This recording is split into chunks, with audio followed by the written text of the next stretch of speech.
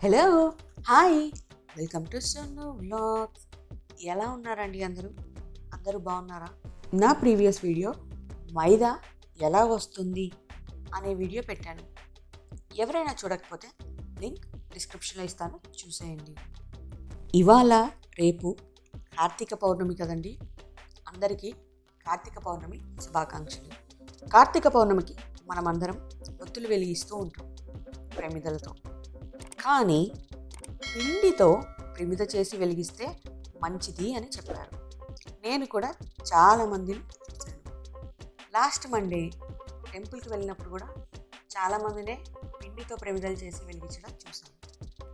అందుకే నేను కూడా పిండితో ప్రమిద ట్రై చేస్తే ఎలా ఉంటుంది అనుకున్నాను. ట్రై చేసి మీకు కూడా చూపిద్దాం అనుకున్నాను.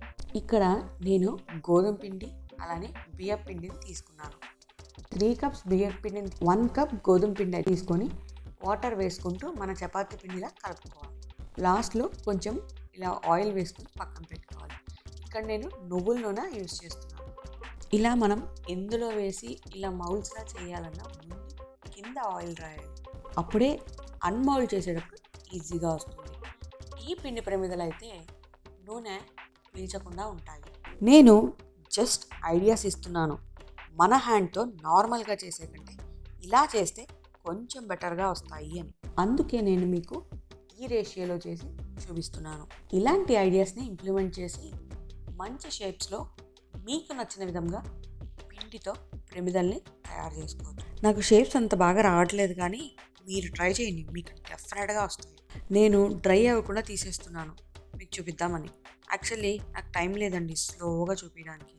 ముందు రోజుల్లో చేసి వీడియో పెట్టడానికి చేయకూడదు కొన్ని రీజన్స్ వల్ల. సో నిన్ననే చేయాల్సి వచ్చింది. మీరు కొంచెం డ్రై అయ్యాక అన్మౌల్డ్ చేస్తే బాగా వస్తాయి.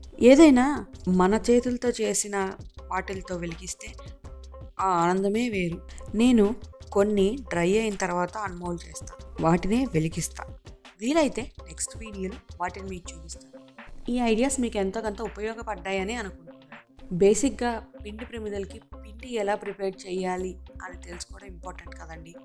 షేప్స్ ఎలా చేసాము, దేంతో చేసాము, ఎంత బాగా వచ్చాయి అనేదానికి నాకు పర్వాలేదు అనిపించేలా వచ్చాయి అనుకుంటున్నాను. ఈ వీడియో కనుక మీకు నచ్చినట్లయితే లైక్ చేయండి, షేర్ చేయండి, సబ్స్క్రైబ్ చేసుకోండి.